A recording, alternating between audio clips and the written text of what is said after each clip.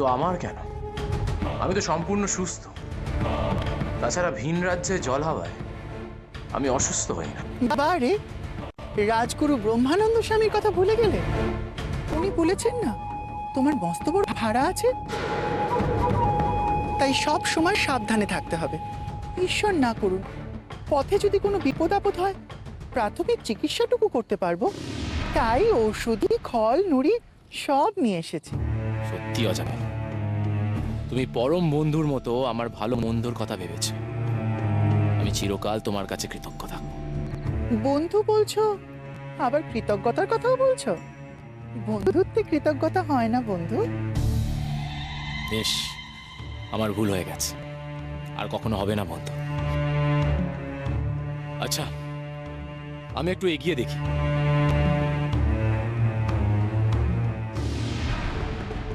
বন্ধুই তো শত্রু হয়ে পিছন থেকে ছুরি মারে বিদ্যাপতি।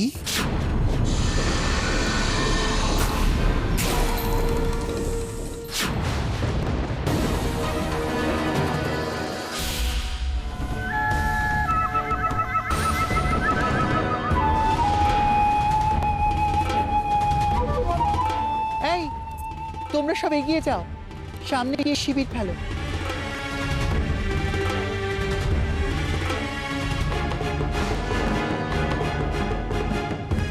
আজই তোমার জীবনের শেষ রাত বিদ্যাপতি। এখন শুধু রাত্রি নামার অপেক্ষা।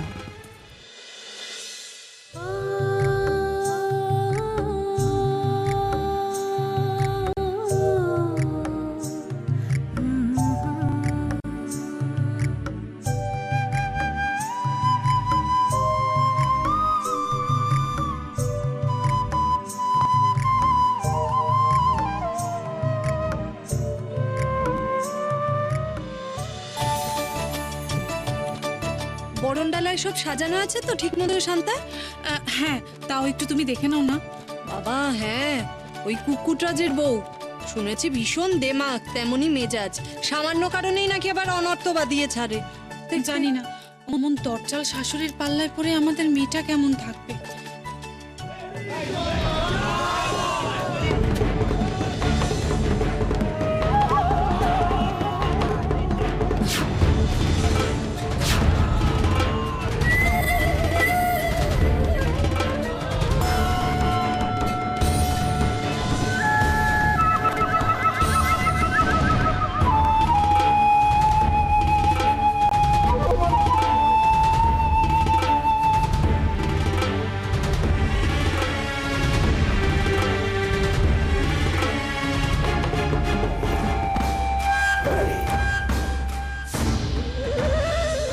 আসুন রানীমা, আসুন আসুন আসুন।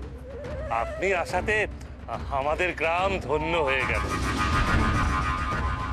আসুন রানীমা, আসুন।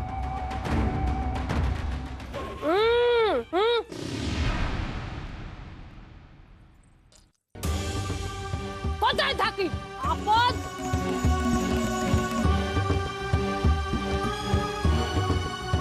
তা তুমি বুঝি মেয়ের বাপ?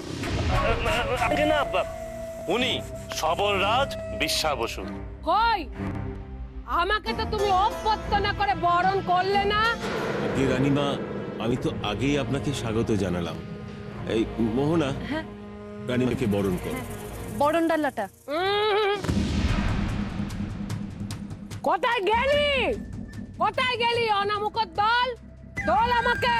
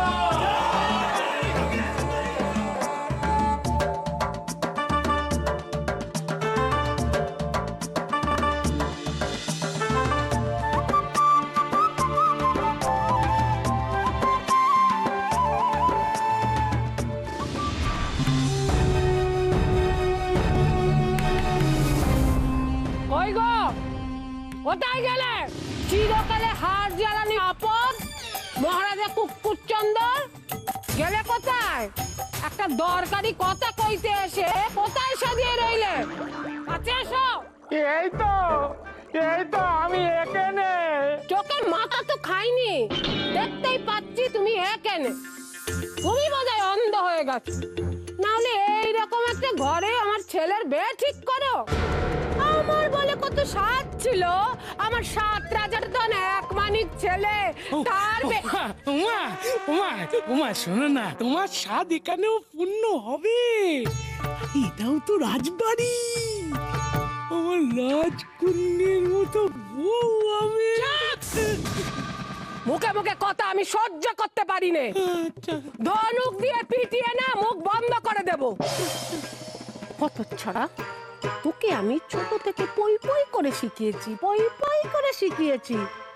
কখনো শ্বশুর ঘরের কথা ভালো বলবি না, শ্বশুর বাড়ির যা কিছু দেখবি খারাপ দেখবি। ভুলে গেলি নাকি আপদ? মনে থাকবে? বাবা গো, বাবা কি করবে? বাবা কি করবে? রানীমা, বলছি দয়া করে যদি একবার ঘরে আসেন, আমার মেয়ে ঘরেই আছে। ছেলের বিয়ের আগে তার সৌর ঘরে গিয়ে সে দেব, তেমন মেয়ে মানুষ এই কোকিলা সুন্দরী নয়। আমি এখানে এসেছি বরপণ নিয়ে কথা কইতে আর মেয়ে দেখতে। তবে এখানেই নিয়ে আসি রানীমা। খুব সুবিধে না? কোণে দেখায় আলো, এ কোণেকে দেখিয়ে আমাকে পছন্দ করা খুব সুবিধে না? সে কোণে যেমন খুশি দেখতে হোক, আমার কিচ্ছুটি যায় আসে না। বরপণটি কিন্তু আমার ঠিকঠাক চাই।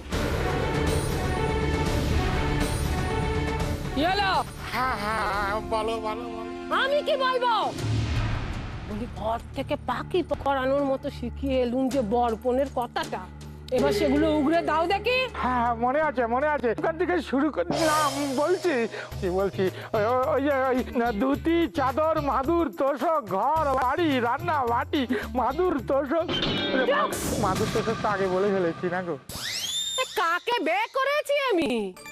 কোন রাজা রে? বলি গয়না গাঠির কথাটা কে কইবে শুনি? তুই ধমকাচ্ছ কেন? তুই তো জানো, তুই ধমকালে আমার সবকিছু গুলিয়ে যায়। হেমা হেমা, তুমি দমকালে বাবা সব কিছু গুলিয়ে যায়।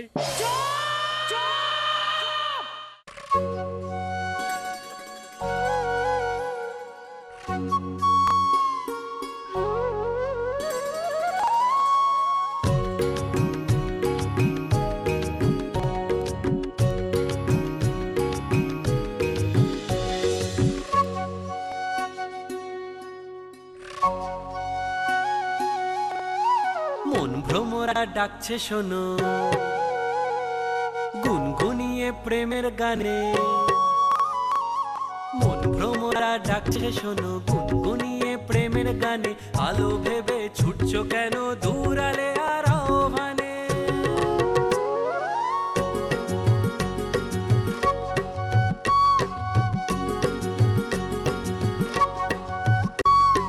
দোহাই সখা জ্ঞানের বোঝা সামনে রাখো যতই আছে, পাঁচজনে যা বুঝবে ভালো সেটাই ভালো আমার কাছে।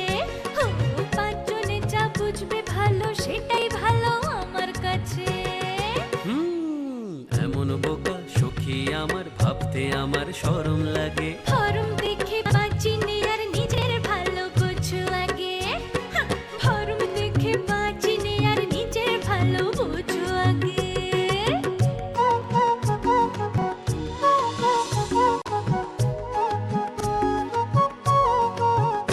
ও বেনু বাজাও ধেনু চড়াও ওসব নিয়েই থাকো।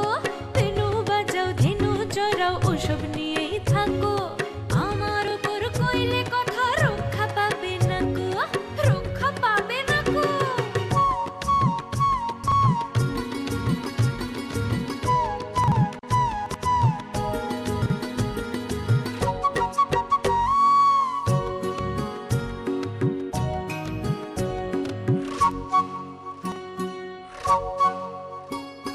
লাগলে তোমায় সুন্দরী গো, মধুর লাগে ভারী।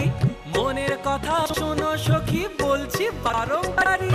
নিজেকে ভাবো কি জগতের নাথ, দিমাগ তোমার ভারী, একটি তীরে ভাঙবো তোমার সকল জারি জুরি, সকল জারি জুরি গো সকল জারি জুরি, সকল জারি জুরি গো সকল জারি জুরি।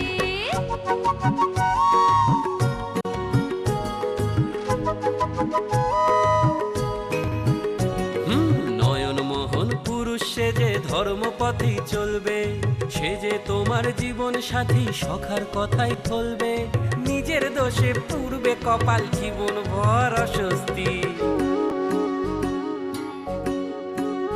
ও যাকে খুশি করব বরণ ইচ্ছে আমার চাও, যাকে খুশি করব বরণ ইচ্ছে আমার চাও, কে হে তুমি গুরু ঠাকুর এই উপদেশ দাও, কে হে তুমি গুরু ঠাকুর এই উপদেশ দাও, এই উপদেশ দাও।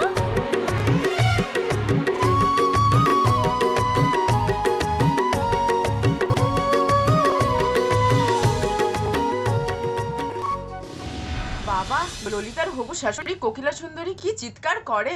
সর্দারের কাছে কত পঞ্চায়েছে বিয়ের জন্য।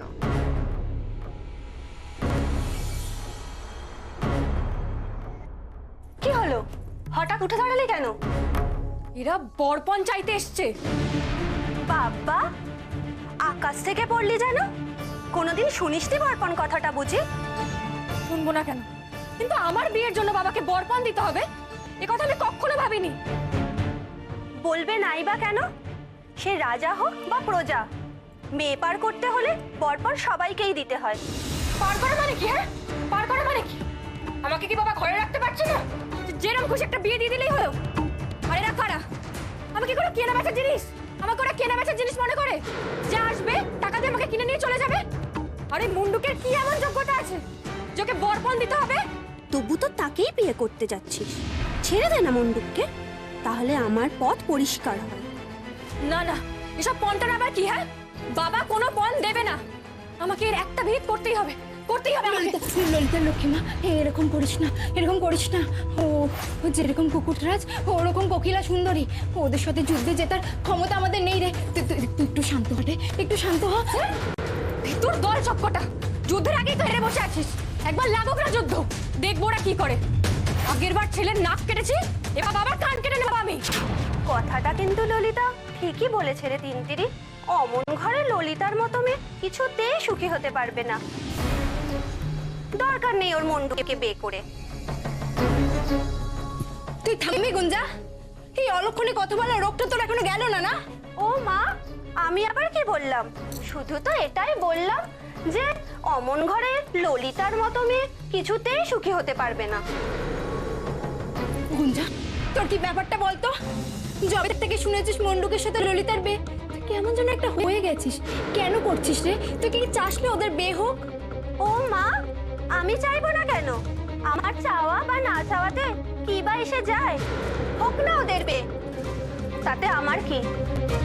চাই কি করে ললিতার সাথে রাজপুত্রের বিয়ে হোক? আমরা যে দুজন দুজনকে মন দিয়ে ফেলেছি, ললিতা ওকে চায় না, শুধু রাজকন্যা বলেই ওদের বিয়ে হচ্ছে। হে নীলমাধব, তুমি যদি সত্যিই থাকো তাহলে ওদের বিয়ে ভেঙে দাও ঠাকুর।